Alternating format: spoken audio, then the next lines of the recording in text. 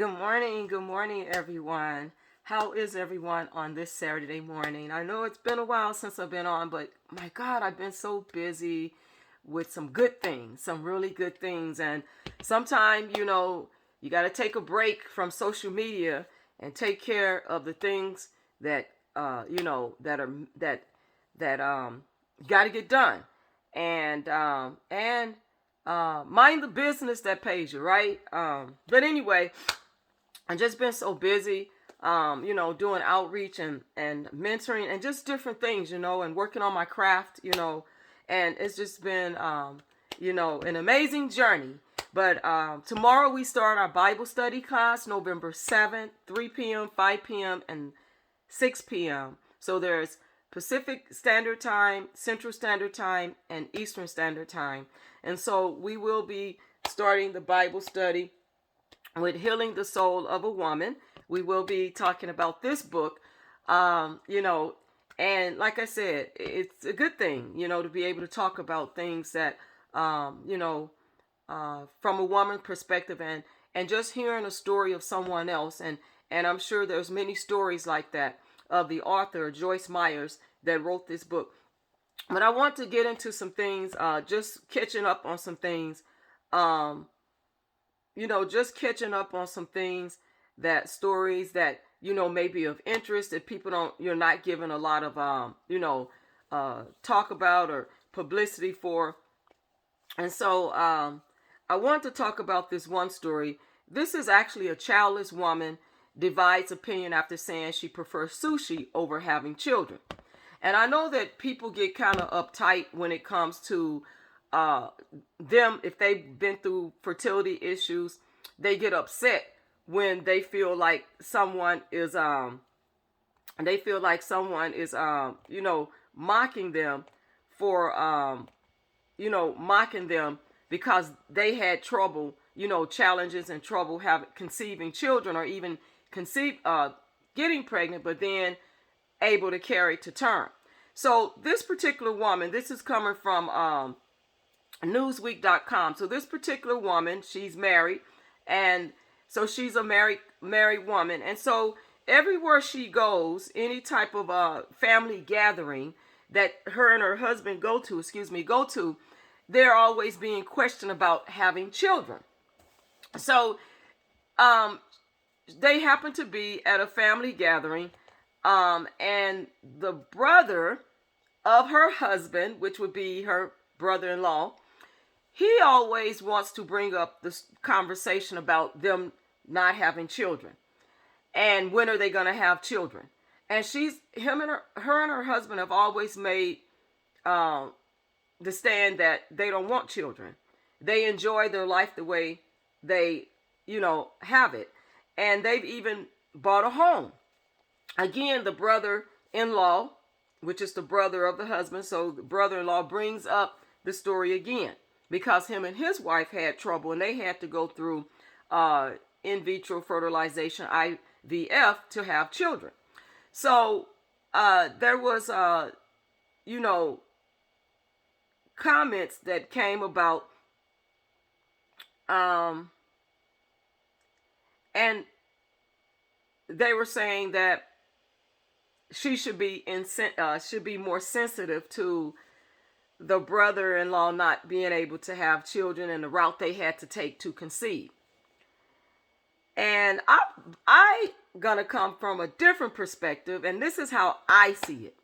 Okay, so let's get into this story, and then I will give you my opinion on how I perceive this to be. A childless woman has divided opinion online after revealing she would prefer sushi over having children.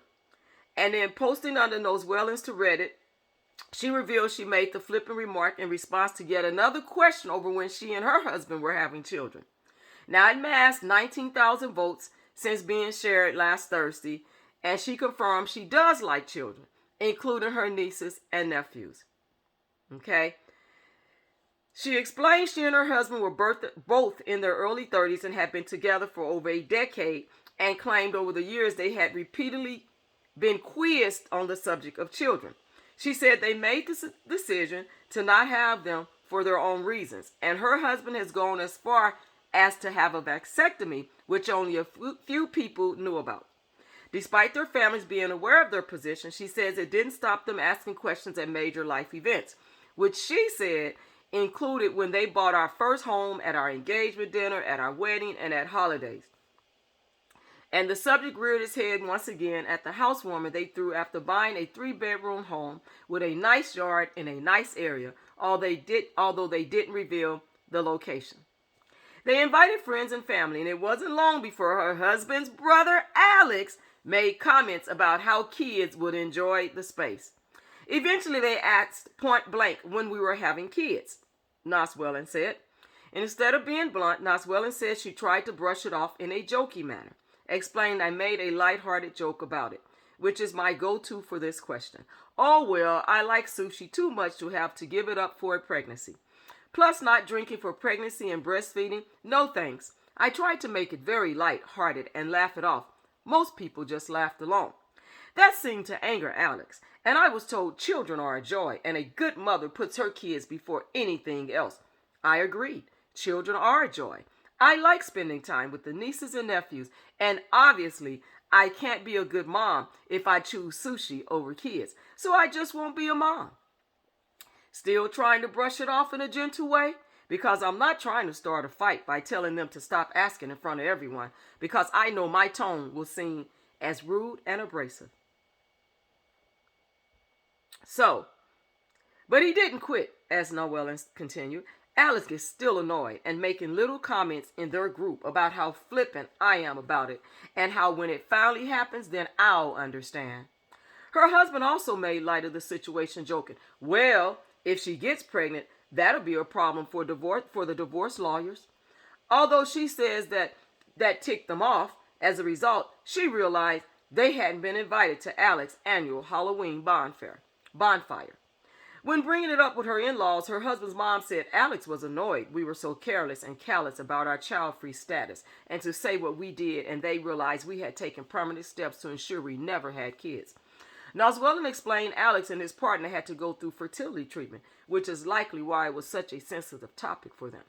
She added, I feel bad because they did do IF and lots of fertility treatments to have their kids, and even then they still had a few miscarriages. I can't imagine wanting kids and struggling to have them and then deal with miscarriages. But at the same time, I'm just so tired of justifying living my life how I want. The incident in her position has divided opinion online, as not_Cinderella wrote, way too many kids in foster care to force women to give birth to children they don't even want. This thinking makes me sad. And then my face says it's sugar reckon. It's so incredibly rude and insensitive to either adults who want or don't want kids. What if you're asking someone who just found out they're infertile or just had a miscarriage? The question is incredibly invasive. And then 8-Bitterer pointed out, also, Alex knows what it's like to have fertility problems, for he also knows OP might be infertile and just using humor to deal with the fact she can't have kids. He didn't stop to think how upsetting and triggering it might have been. Now, my question is, and I'll stop right there. My question to the people that feel like this woman was insensitive, I don't think so, and that's my opinion. I don't think that she was insensitive. Because if you keep asking someone and they've already shared it with you that they don't want children, that's their given right to not have children. And if she's not ready for them or don't want them because she doesn't want to make sacrifices, that says that she is making a very good decision because she's not going to have children and still be drinking and partying and neglecting her children. So she chooses not to have children because she likes her lifestyle the way it is. And as he stated, a good mom would put children before drinking and partying or sushi or whatever. That's true. And she chooses not to do that. So she doesn't want to have children. And what I got out of this story, and I was like, so you placing your personal views. So the person that struggled with fertility, Alex, he's placing his personal views on this couple, and he's trying to hold them hostage because they have a carefree life and they chose not to have children. But that's their given right not to have children. Just like if you want to try to have children and it's your choice, your given right to try to have children. Now, whether you have fertility problems and struggle with that, that has nothing to do with this woman, Noellen, and her husband. Has nothing to do with Alex's brother and his wife not being able to conceive.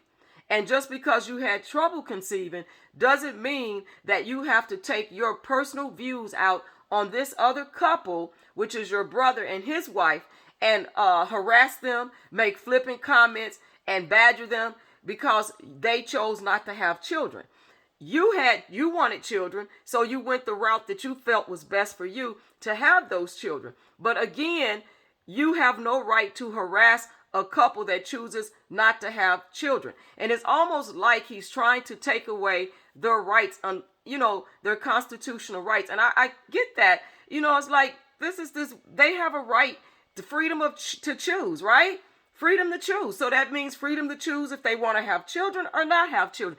That's their right. And even if you went through went through fertility issues to have children, who's to say that that was something that was in your best interest? Who's to say that God wasn't going to bless you later on if you just had waited on God and been patient about it? Maybe maybe God will bring you children. I know of some couples that were having fertility problems trying to have children, and they didn't go through the IVF and all of that. They didn't go through the treatments. They waited and they kept trying, and guess what? They had children. Then I know of couples that went through it the first time and were able to conceive through IVF, the treatments. And then after that, guess what? They started having children. God blessed them to naturally conceive. So I think that, when we look at these situations, it's funny how people like to place their views on other people because they went through something, and it's emotional views. They use their emotions,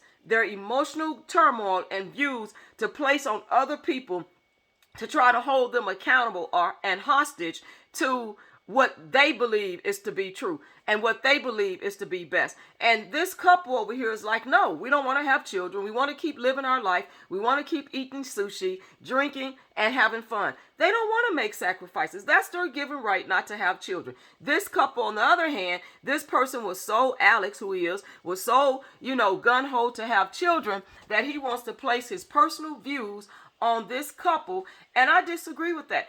And he's the one that is insensitive. It's not the couple that chooses not to have children that's insensitive.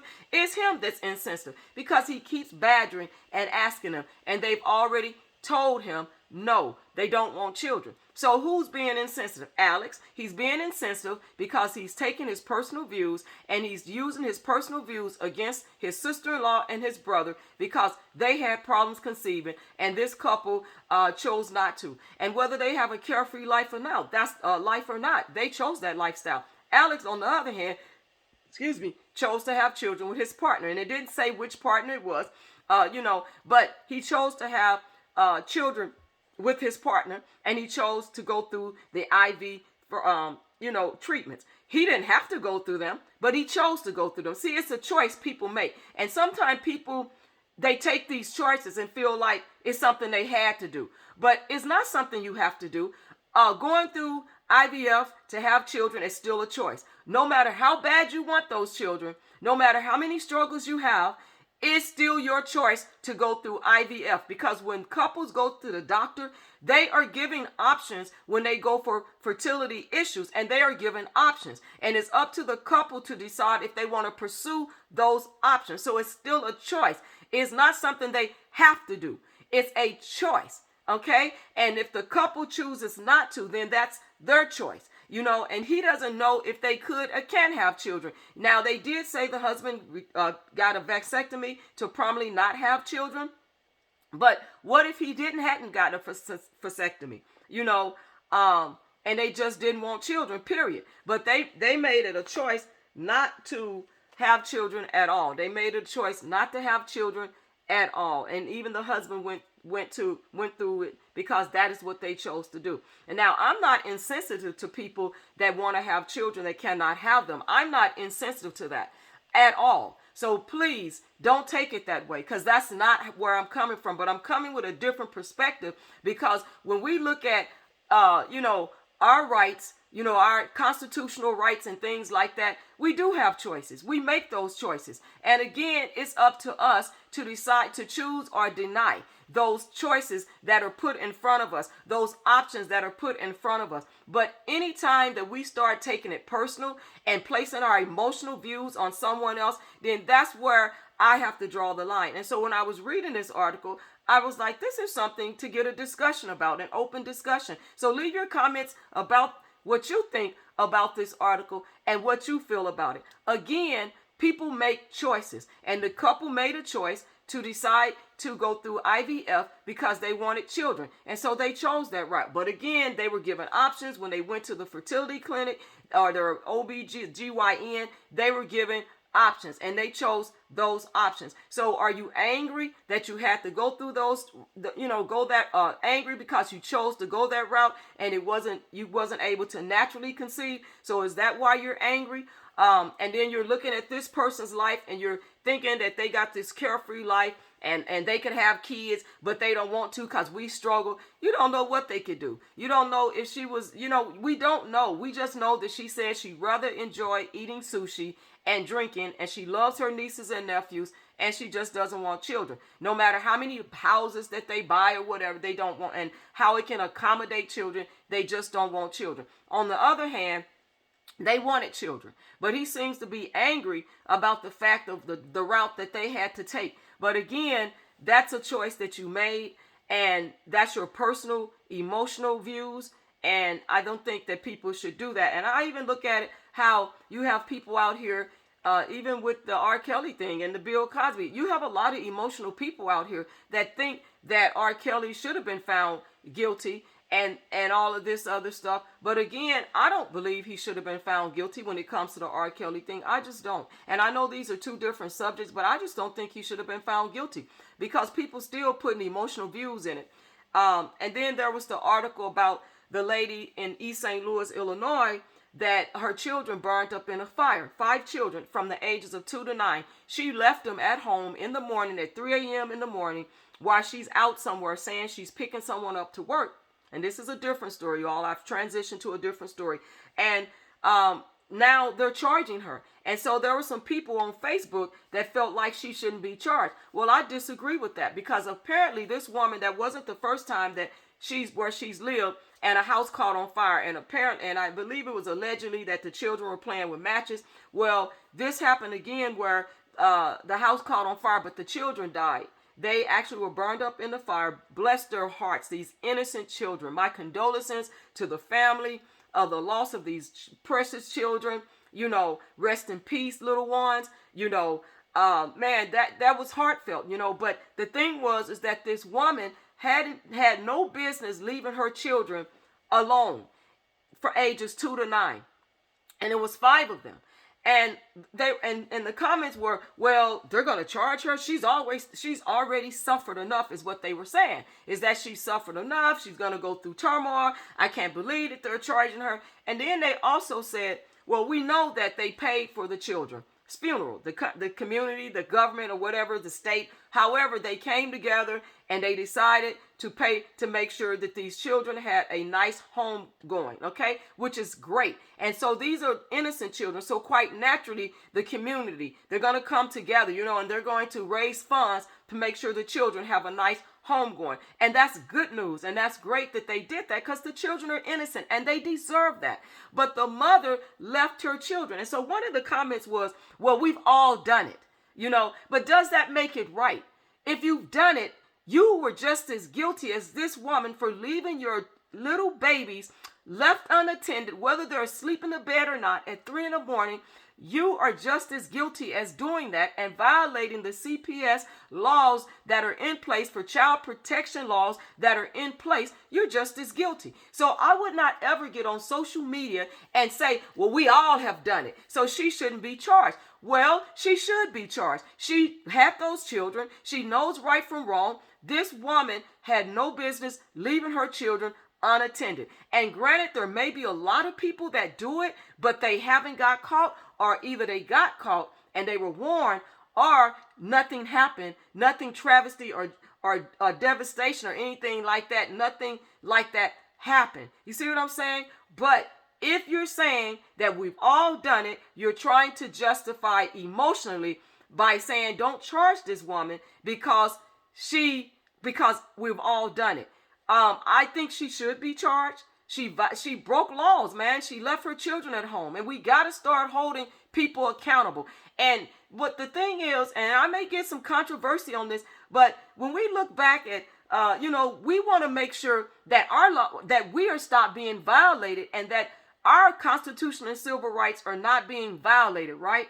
And so we stand up and we shout and we march and we protest, when another black man is killed in shootings and stuff. But when it happens in our own community, we don't, sometimes it seems like some people, I'm not saying all, they just don't want to hold people accountable in our own community. And we have to start taking accountability for ourselves. Take accountability for ourselves, for our choices, for our actions. We have to take accountability and be accountable. So in this case, this woman has to be accountable for the fact that she left her children alone. And it doesn't matter how many people have done it, and if they're still doing it, maybe it will catch up with you, maybe it won't. But that's not a justifiable reason for this woman to break laws and not be held accountable for the laws that she broke when it came to child protection laws in place. I mean, we have to be mindful of that. And so it's not up to us to put her in heaven or hell. We don't have that authority or ability to do so. But guess what?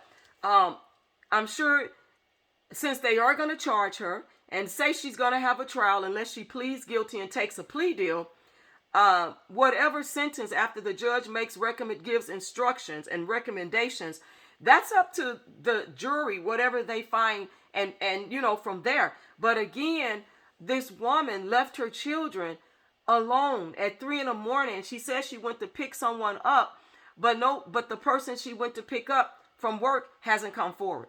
The other thing is they haven't identified that person, whether they have to or not, but they haven't. Then it was like she tried to implicate her mother, like, well, my mother knows, or something like that. And the mother came forward. And I think the investigation started back in August. And it's like, well, my mother knows. And the mother was like, no, I didn't know anything about that. So it was almost like she was trying to implicate her mother. And the mother was like, I didn't know anything about that. So all I'm saying is, I got my powder puff up here, you guys, until I redo my twist. But anyway, because I had to go get my hair trimmed. But anyway, nevertheless, I just think that sometimes people don't know the whole story. They don't know the facts. And just because the state and the community and things like that, or government or whoever, but they came together and they made sure that the children had a nice homecoming. And that still doesn't justify her not being charged, because the other comment, it was a long paragraph, and one of the comments in the paragraph is that they even came together and paid for the children's funeral. Right. And that's, to me, it's the right thing to do, because these are babies that lost their life, and so that was the right thing to do. The other thing is they were trying to say in that paragraph that the smoke detectors weren't working, but the I can't remember. I summarized the story, you all. I have it, but I'm trying to go from summarizing it. That someone spoke out, and I don't know if it was the owner of the property or the fire marshal, but they stated that the fire detectors were working. So see how people put stories out there saying that they weren't working when they were working. But even let's just say they weren't working. Even if they weren't working, that's a whole separate issue. And if violations are found, like code violations are found in a building, a structure, that insurance company that the owners of that property have would be held accountable anyway for code violations, because every structure or property should have working smoke detectors if that was the case. But it still doesn't alleviate the mother from leaving her children home alone, while they're leaving them unsupervised, home alone, and nobody was able to get them out of that burning structure, and the children, all 5 children, burned up in the fire. And again, my condolences to the family. The children, rest in peace, precious babies, but the mother.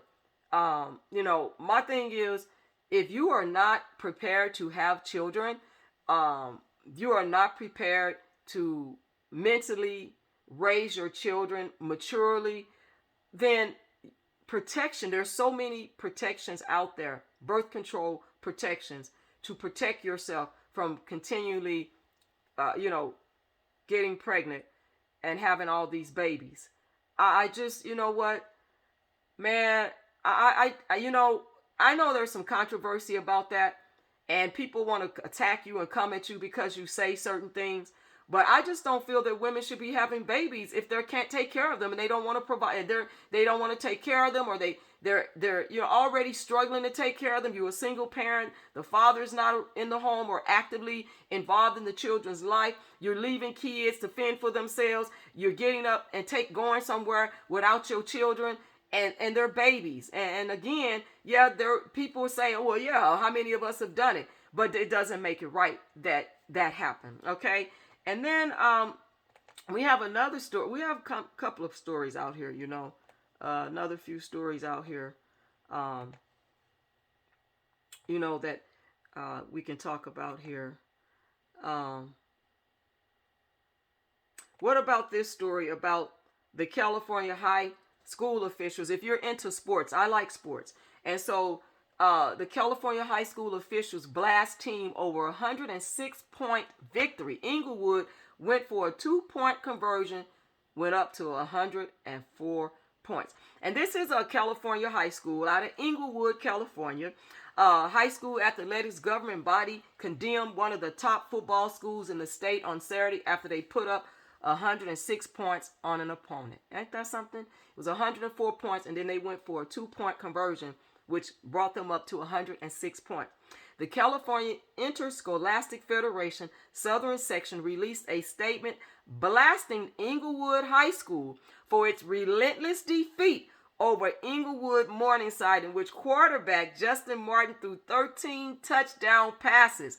Martin had recently committed to UCLA. The CIF Southern Section expects that all athletic contests are to be conducted under the strictest code of good sportsmanship, which means, when they see that it's just such a blowout, they're supposed to stop the game and call it. You know what I mean? Call the game. And that didn't happen. And so that's where, the good sportsmanship, the code of good sportsmanship comes in, because they allowed this game to keep going on and basically to just almost like it's going to be a mockery of Inglewood, Inglewood Morningside, almost like a mockery, because they were blown out in this football game. And instead of stopping the game at a certain point, when you get so many points against another team that have not scored and you see that this other team is slaughtering them, you stop the game. And they didn't. And it says, we expect coaches, players, officials, administrators, and students to adhere to the 6 pillars of character: trustworthiness, respect, responsibility, fairness, caring, and citizenship. Caring. And that caring part, we see that we're such a better, greater team over this other team, and they feel like, the officials should have called the game. And it didn't happen. And you can find this article in the San Bernardino Sun, and I'll put it in the comments below, in the comments, under the comments, in the description of the video. So if you want to read this article, if you're into sports, I'm into sports. I love sports, basketball, football. I love the whole 9 yards, soccer. I pretty much will watch anything. Track and field is my go-to, but I love all sports and everything like that. But they're saying it was a classless move that they allowed this team to keep playing this other team and slaughtering them like that. And it says a score of 106-0 does not represent these ideas. The CIF-SS condemns in the strongest terms results such as these. It is our expectation that the Inglewood administration will work toward putting in place an action plan so that an event such as this does not repeat itself. And so Inglewood Morningside coach Brian Collins ripped the school. He said it was a classless move, and I told them go play St. John Bosco and Mater D. He told the Los Angeles Times, referenced some of the top high school football teams in the Golden State, because there are other there's other teams that they feel that Inglewood could have played in other, because what they do, is they're supposed to try to put teams together, in that particular league, put teams together that are more competitive with each other. And when you take a team that that outweighs this other team, it doesn't do justice to the team that can't hold up. Doesn't do justice to the team that's less, I guess less, what's the word? Less experienced or less versed in being able to kind of hold their own. And so with this being said, they were not a match for Inglewood High School, Inglewood Morningside. And so they just got blew out. And so that's what the complaint is about, is, that they should not have basically played them. And then, so there's just so many, situations that have went on. And there's this other story. There was a controversy. A controversy with that 18-year-old marrying the 57-year-old. And this guy right here in this story, he said, I married my wife when I was 17 and she was 71. Now, this lady now is 75 and he's 23. And it says a man who married his wife, and this is from the New York Post. And it says a man who married his wife when he was 17 and she was 71 explained how important it is to cut out toxic people who don't support you. And it always reminds me of this story where the young woman at 18 says she doesn't want to deal with all those people because she made a choice to marry this man at 57. The one that they're calling the G father. Well, again, he's not no G father with the big G, maybe the little G, but not a big G. And so I'm not even bothered with putting that on a title because I think people need to stop that foolishness. Honestly, I do. Stop using, that title. That man was not a godfather. He didn't earn it. He wasn't an example, and he doesn't even meet the criteria of being a godfather. So that nonsense just needs to stop. And the mother ran with that, and she should have stopped that, like I said in my previous video a long time ago. But anyway, he's 23 now. His name is Gary, and his wife's name is Almeda, and she's 75. And this was on a TikTok. I guess they put on a TikTok account that they have. But according to the New York Post, he actually said his family doesn't support that and doesn't love you for who you love and isn't happy for you. But at times we do have to cut people off in our lives who are toxic, regardless of his family or not. And because at the end of the day, family is not about his blood, about the people who support you and love for you. And that's what he's saying. And there's a picture of them. There is a picture of them. There's a picture of them hugged up. Hugged up here. But anyway, he married her, and they are still going strong, and they say they love each other. They married 2 weeks after meeting at her son's Robert's funeral. So they were at a funeral where his wife passed away.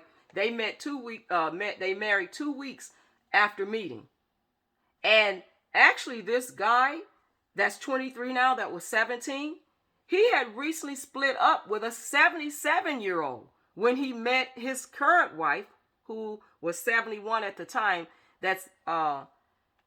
And now actually they had said she was 75, but actually she's 76 and he's 23 is what they're saying, unless it's a typo. But in the beginning, they were saying that she was 75 now, but it's saying here he's 23, she's 76.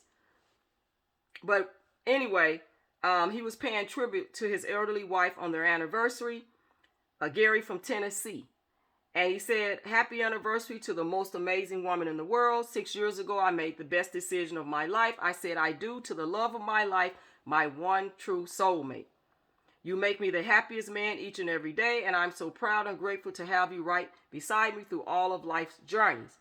He goes on to say, no matter what obstacles we faced in the past 6 years, we've always overcame them. together, because that's what true love does. True love means standing beside each other when the rest of the world is against you. It's you and I, forever beautiful. We have created so many amazing memories together. We have so many more to create ahead of us. Happy anniversary to the woman that made my dreams come true 6 years ago. You're my life. I love you with every beat of my heart, Mrs. Hardwick, till my last breath and beyond. Your husband, always and forever. And it says that the couple who had sex for the first time on their wedding night previously described each other as wonderful lovers. It was wonderful, beyond my wildest dreams, revealed Gary previously in a candid interview with Fabulous Digital. So guess what? He goes on to say, she really is my dream woman, and the physical side of our relationship couldn't be better. And he says, Almeida and Gary married in a ceremony which he arranged for just $200 in 6 days. After marrying, the pair moved into Almeida's house with one of her grandsons, who is 3 years older than her new husband. I wasn't looking for a young man, but Gary just came along, said Almeida. I just knew straight away that he was the one. Her happiness at the meeting was in stark contrast to the lonely despair the mother of 4 had endured after being widowed and then losing her eldest son, Robert, after a seizure. I've been married to my first husband, Donald, for 43 years, and so when he died in 2013, after 7 months in hospital for complication with diabetes, I found myself on my own, said Almeida. I'd turn up for work at Walmart in tears, and my colleagues would ask me what was wrong. Deep down, I was searching for a soulmate. So he was 17 at the time he married her. And now he's 23. She's 75, 76. And so it's almost like this other couple, with this big age gap. And this is not getting a lot of traction like this other couple is. And that's what I was saying about when we post stories of our own, because that was obviously it's a black couple, and this is actually a Caucasian couple, And so when we look at these stories, why isn't this getting traction? I mean, why are we as black people giving so much traction to this other story and how wrong it is, even though that young woman is 18 and we may not agree with her choices. You know what I'm saying? We may not agree with the choices of the 18-year-old that married a 57-year-old, but yet and still she is grown. She's 18. She also has a child. She's a young mother. And I'm not saying one way or the other. So I'm not saying that is right. I'm not saying, all I'm saying is at 18, she has that choice to marry. And a lot of people went at R. Kelly for messing with young women that were of age. A lot of women have, feel a certain way. And it's a lot of our own that feel that way. But guess what? Why isn't this story getting traction? He was 17 at the time he married this woman.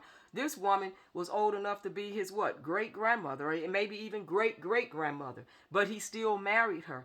And he was 17. So the age of consent in different states is different, because it's saying he's from Tennessee and they reside here in the States, obviously. But my whole thing is, why do we put so much negative emphasis on our own, but yet still this story is not getting traction? And I'm going to put this also in the comments if you guys want to read the story. I'll put it in the comments. It's from the New York Post. And this was written on 11/1/2021. So so again, why isn't this story getting traction?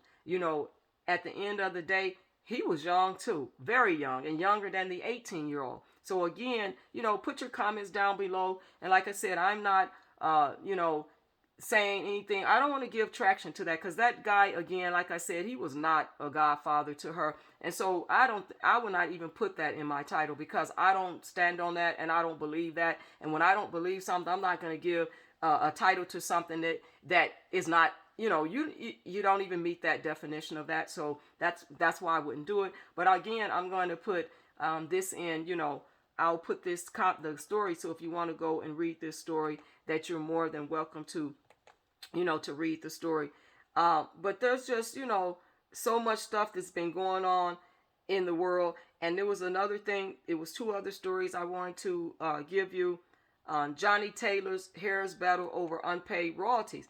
And they talked about this, which it's a long article, so I'm just going to try to summarize this article because it is kind of long. But what it's saying is how, and this is from Rolling Stone. So again, I'll put the story in that, but it's an R&B and disco star, Johnny Taylor. And I don't know if anyone knew who Johnny Taylor was, but it says that have claimed Sony hasn't been transparent with royalty payments. The label paid them $97,000 last year, but his family remains distrustful. Now, Johnny Taylor was a black, R&B singer, and Fonda Bryant wanted to know what had changed because she was one of the 9 heirs to the late R&B singer Johnny Taylor. Bryant had spent the last decade attempting to navigate an inscrutable labyrinth of royalty statements and corporate jargon. And they were trying to say, that he owed money because you know how they front these artists. And so they were saying that he owed money and that they saying he hadn't repaid the money that they had fronted. And look at, if you go and think about it, he's on YouTube. Disco Lady, Johnny Taylor, 1976. Disco Lady, that song. But he's on YouTube, that song should be on YouTube. But if you think about, look at what R. Kelly is going through and some other artists, how they talk about Sony all the time, doing things, not being transparent with their books and auditing. And they were talking about this man owed $72,000 balance on their father's account.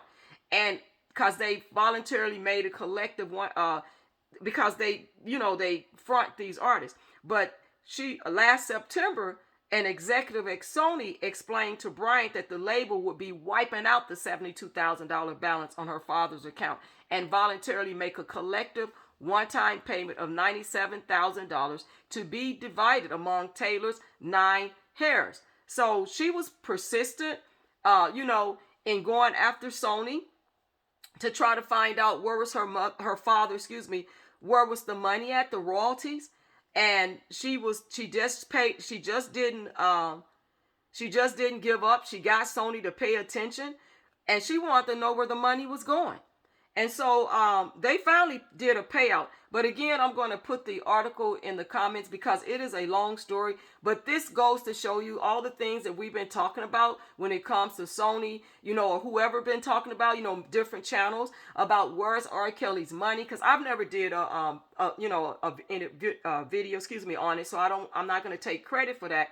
But I've always had questions about, how does that all work? Because I'm not well versed in how it works in the music industry. But I do believe that Sony, they're constantly, doing what they do to withhold royalties from these artists. And when you don't understand contracts, you can get caught up. And so I'm just glad that she stuck with it. The family member, Bryant, stuck with it. Fonda Bryant, she stuck with it. She kept coming at them, questioning them. She didn't let up. And so she said even now she's not trustworthy. And someone told her, you should be receiving a payment this quarter. So even that, she said, I'm not trustworthy. I'm not trustworthy of that. How they operate and how they don't want to release information and stuff like that. And you question, where is R. Kelly's money? Where is these artists' money? Where is it? Why is it such a problem, to figure it out where this money is going? So anyway, I'll again put that,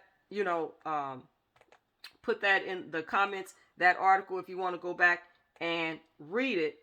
And then there's one last story here that I'm going to talk to you about quickly, and then I'm going to get off. Is a rioter who bragged she wouldn't go to jail gets prison term. Now, they only gave her 2 months. She was a real estate agent from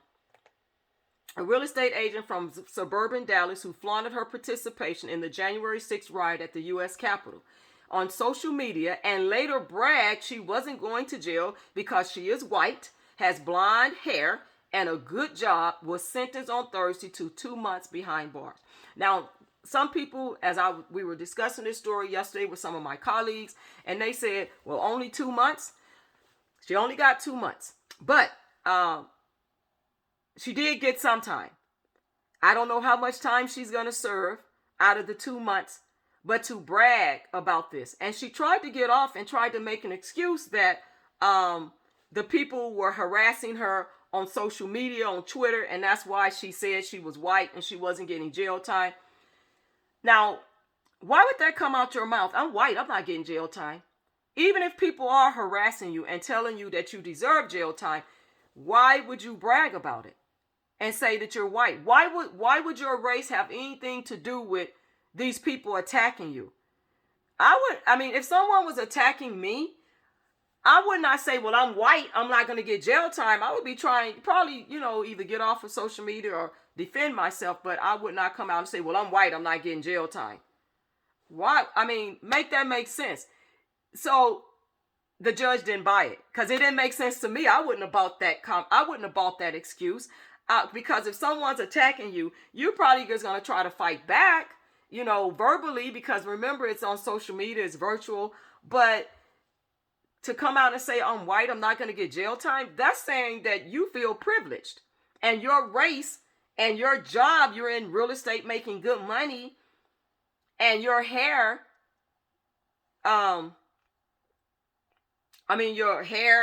your race, your job, you are saying that those things matter and you're privileged and you're not going to get jail time for your participation in the riot that happened on January 6th at the U.S. Capitol. That's what you're saying. Has nothing to do with them attacking you on social media, because you could have said anything else to defend yourself. So the judge wasn't buying it. He wasn't buying it at all. And she wasn't facing a felony for more, it says that Ryan wasn't facing a felony for more serious conduct. But U.S. District Judge Christopher Cooper said she was still among the mob who overnumbered police in an attack that led to the deaths of 5 people and will have a lasting effect on government institutions. Though Ryan says she was sorry for her actions, Cooper questioned whether she is remorseful and has respect for the law. See, she wasn't remorseful. She just got caught. But she's still not remorseful.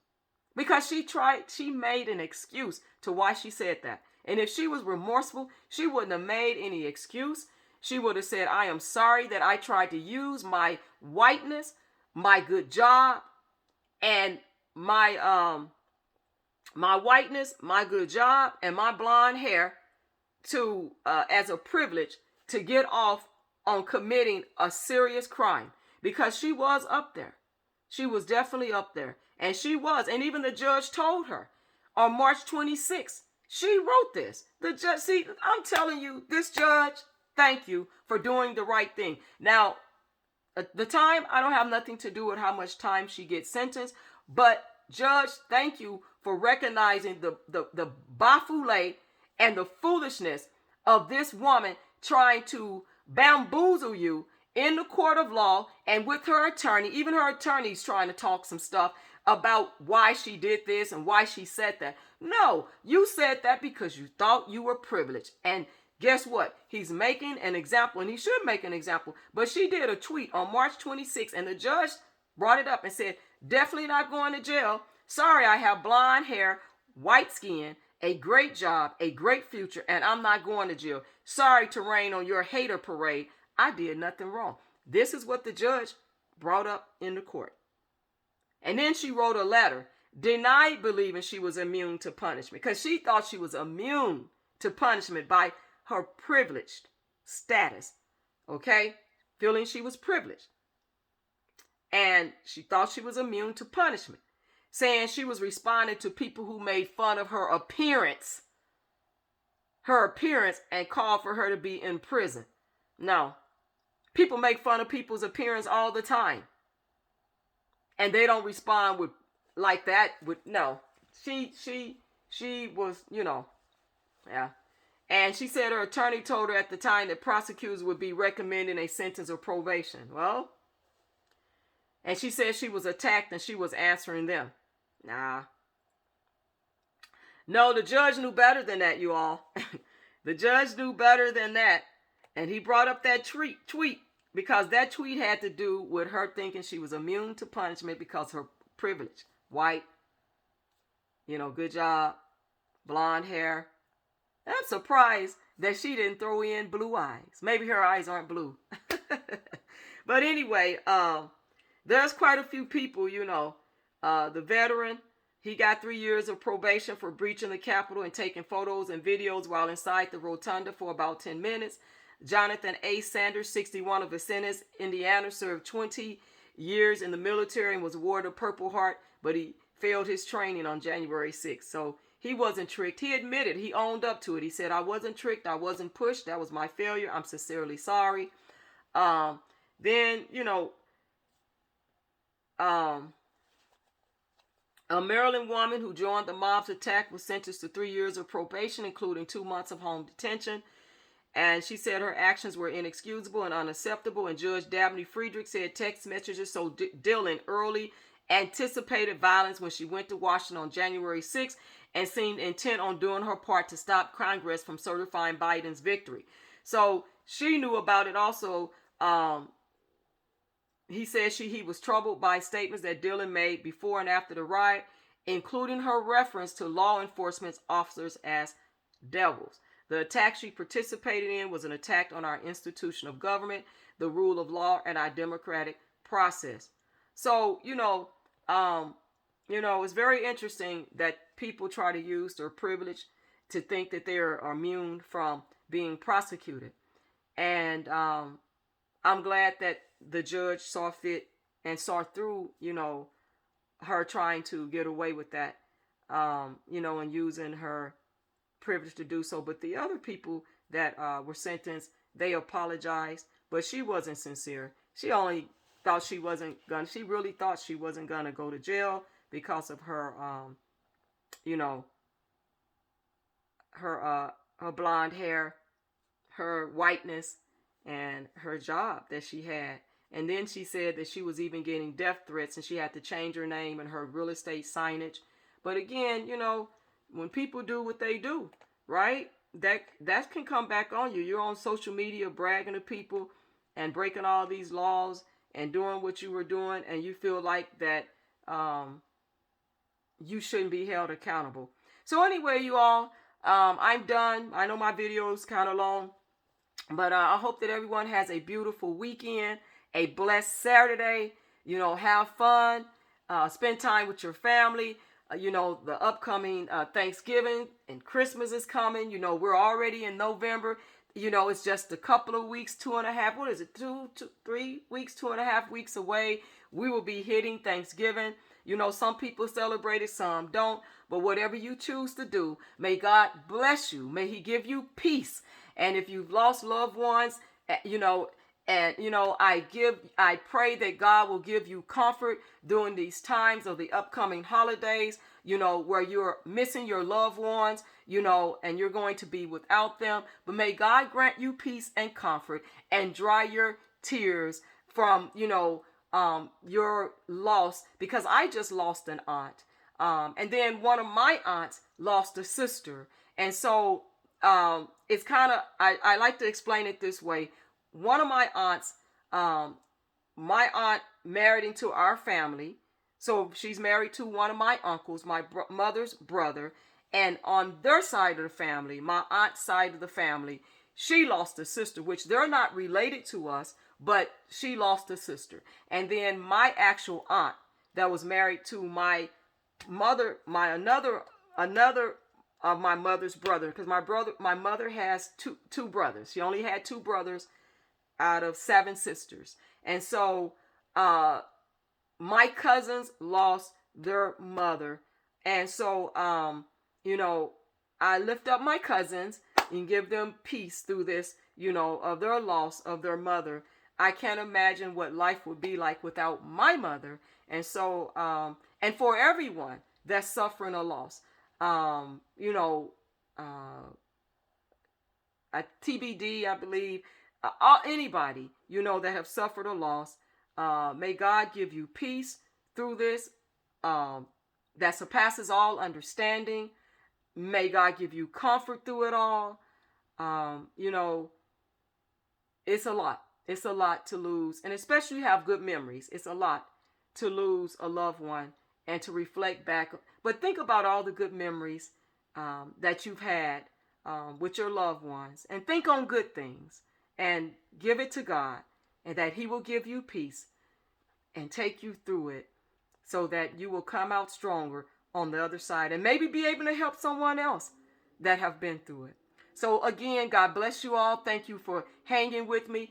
Thank you for all of my new subscribers and that everyone that continues to support my channel. I know that I've been away, but we have lives outside of YouTube. So I still thank you for your patience and appreciation for all of the newcomers that have joined my channel and the ones that's been rocking with me. And also, don't forget, if you want to participate in the Bible study, it is tomorrow starting at 3 p.m., 5 p.m., and 7 p.m., whichever time, wherever you're at across the country. Those are the 3 times. And we will be talking about healing the soul of a woman. And this is out of How to Overcome Your Emotional Wounds, Joyce Meyer, and any translation of the Bible. God bless you all on today. Peace out.